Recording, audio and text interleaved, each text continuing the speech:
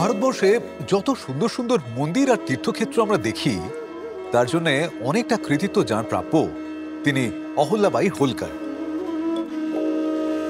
অক্লান্ত পরিশ্রম করে এই সমস্ত জায়গা তিনি যে শুধু সংরক্ষণে সাহায্য করেছিলেন তাই নয়, অনেক হিন্দু তীর্থক্ষেত্র আর মন্দিরের জীর্ণ ধ্বংসাবশেষ তিনি পুরোপুরি বদলে দিয়ে অসামান্য স্বর্গীয় রূপ দিয়েছেন। শিব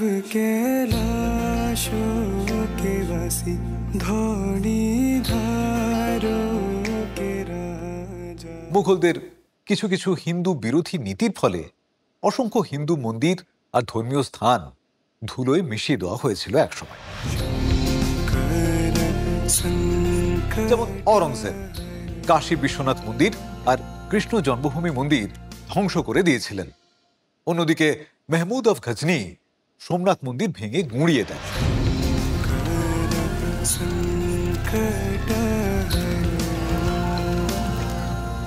এই সমস্ত মন্দির আর তীর্থস্থান সংস্কার করতে আর নতুন করে গড়ে তোলার জন্য অহল্যাবাই হোলকার তার কোষাগার উন্মুক্ত করে দিয়েছিলেন। শুধুমাত্র তাই নয়, তার সমস্ত জীবন ধরে ভারতবর্ষের সাংস্কৃতিক ঐতিহ্য রক্ষা করতে তিনি অক্লান্তভাবে কাজ করে গিয়েছেন। ঠিক এই কারণেই তাকে দেবী অহল্যাবাই বলে শ্রদ্ধা জানানো হয়। অসংখ্য ভারতবাসীর হৃদয়ে তিনি চিরশ্রদ্ধার আসন করে নিয়েছেন। অহল্যাবাইয়ের ছোটবেলা কেমন কেটেছিল, রানী হিসেবে তার প্রজাদের মঙ্গলের জন্য তিনি কি কি করতেন, আর ভারতবর্ষের সাংস্কৃতিক আধ্যাত্মিক ঐতিহ্য রক্ষায় তার কি অবদান, আসুন এক্সপ্লোর করা যাক।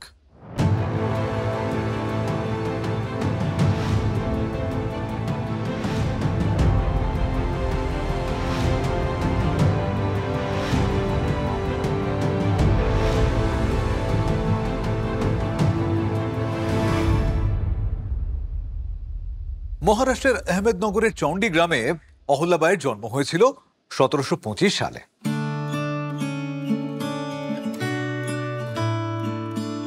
সে সময় ওই গ্রামে মেয়েদের পড়াশোনা করা জিনিসটা একদম ভালো চোখে দেখা হতো না, আর তাই তার বাবা তার বাড়িতেই তাকে লিখতে পড়তে শিখিয়েছিলেন। অহল্যাবাই সুন্দরী তো ছিলেনই, ব্যবহার কথাবার্তা এ সমস্ত খুবই ভালো ছিল।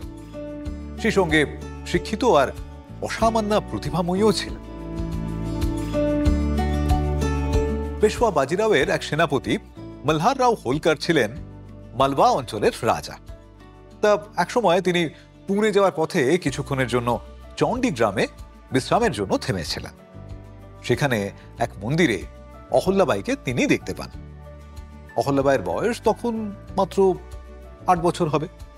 তা ওই মন্দিরের একটি অনুষ্ঠানে তিনি কি করছিলেন, তিনি গ্রামের গরিব মানুষদের প্রসাদ বিতরণ করছিলেন। ওইটুকু বয়সে তার ভক্তি দেখে মলহার রাও হোলকারের খুব ভালো লেগে যায়, আর তারপরেই অহল্যাবাইয়ের বাবা মায়ের কাছ থেকে অনুমতি নিয়ে তিনি হোলকার পরিবারে তাকে নিয়ে চলে আসেন। কিছুদিনের মধ্যে নিজের পুত্র খান্ডে রাওয়ের সঙ্গে অহল্যাবাইয়ের বিয়ে দেন।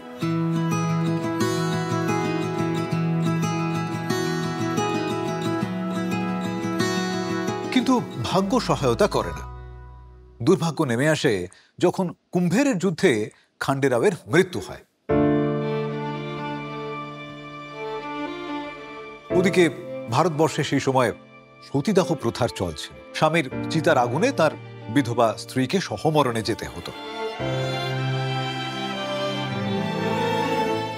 কিন্তু মলহার রাও অহল্যাবাইকে এই ভয়ঙ্কর প্রথা পালন করতে বারণ করে। কারণ কি বলুন তো? কারণ তার মনে হয়েছিল অহল্যাবাইয়ের জীবনের একটা অন্য বড় কোনো উদ্দেশ্য নিশ্চয়ই আছে। তার পুত্রের চিতার আগুনে পুড়ে সেই জীবন শেষ করে ফেলা মোটেও উচিত হবে না। খান্ডে রাওয়ের মৃত্যুর পরে অহল্যাবাই তার পুত্র মালে রাওকে সিংহাসনের উত্তরাধিকারী ঘোষণা করেন। কিন্তু তার জীবনে আরো বড় দুর্ভাগ্য অপেক্ষা করেছিল। রাজ্যাভিষেক হওয়ার কিছুদিনের মধ্যে মালেরাও তিনিও মারা যান। 12 বছর বাদে 1766 সালে অহল্যাবাইয়ের সবচেয়ে বড় সমর্থক তার শ্বশুরমশাই মলহার রাও তিনিও পৃথিবী ছেড়ে চলে যান। হোলকার পরিবারের সিংহাসনে বসার জন্য এরপরে কোনো পুরুষ উত্তরাধিকারী আর থাকেন না। এদিকে শত্রুরা নড়ে চড়ে বসতে শুরু করে, খুব স্বাভাবিক।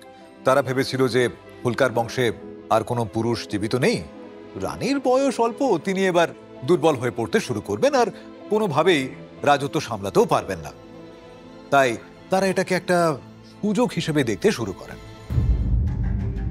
কিন্তু প্রিয়জনের মৃত্যু শোক আর নানা রকম ভয় সত্ত্বেও শত্রুদের সমস্ত আশায় জল ঢেলে দিয়ে অহল্যাবাই হোলকার পরিবারের সিংহাসনের সমস্ত দায়িত্ব নিজের কাঁধে তুলে নেন। একেবারে একজন পরিণত শাসকের মতো রাজ্যের সমস্ত শাসন ব্যবস্থার দেখভাল করতে তিনি শুরু করে দেন, এমনকি যুদ্ধ আর কূটনৈতিক ক্ষেত্র পর্যন্ত। অহল্যাবাই হোলকার সৈন্যবাহিনীর সমস্ত দায়িত্ব এরপর তুকোজিরাও হোলকারের হাতে তুলে দেন।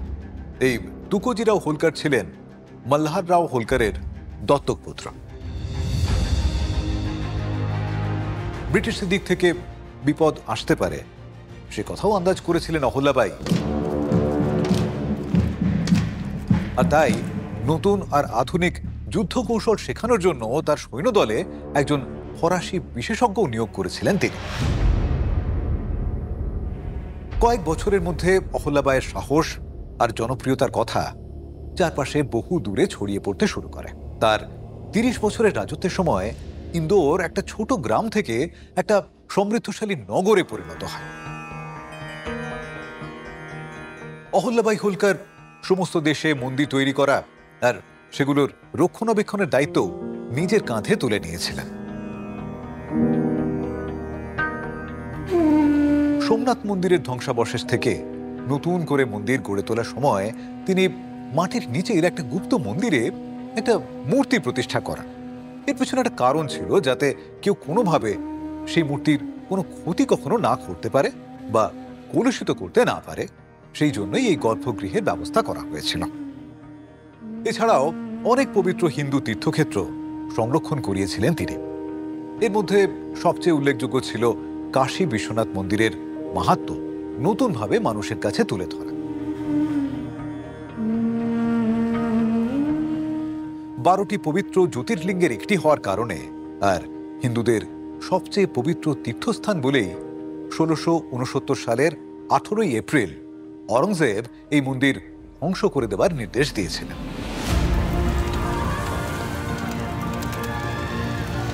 পরবর্তী সময়ে অনেক রাজা মহারাজারা কাশী বিশ্বনাথ মন্দির নতুন করে গড়ে তোলার পরিকল্পনা করেছিলেন, কিন্তু আবার ওই কিছু কিছু নবাবদের হস্তক্ষেপের জন্য সে কাজ তারা শেষ করে উঠতে পারেন।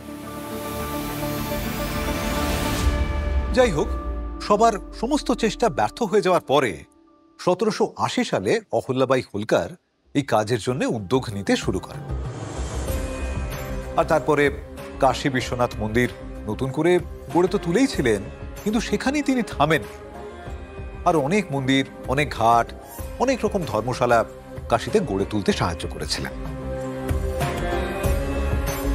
আর এই কাজে তাকে আরো নানাভাবে সাহায্য করেছিলেন পাঞ্জাবের মহারাজা রঞ্জিত সিং। মন্দিরের 2টি চূড়া সাজিয়ে তোলার জন্য 821 কিলোগ্রাম সোনা দান করেছিলেন তিনি।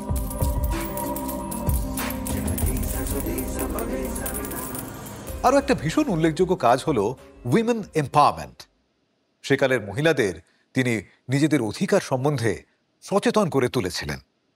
বিধবাদের তিনি বলতেন কোনো পুত্র সন্তান দত্তক নিতে, যাতে তার স্বামীর সম্পত্তির উপর অধিকার হারাতে না হয়। কাউকে তিনি মৃত্যুদণ্ডের সাজা দিতেন না, বরং অপরাধীদের দিয়ে শপথ করিয়ে নিতেন যে বাকি জীবনে তারা চিরকাল অপরাধের থেকে অনেক দূরে থাকবেন।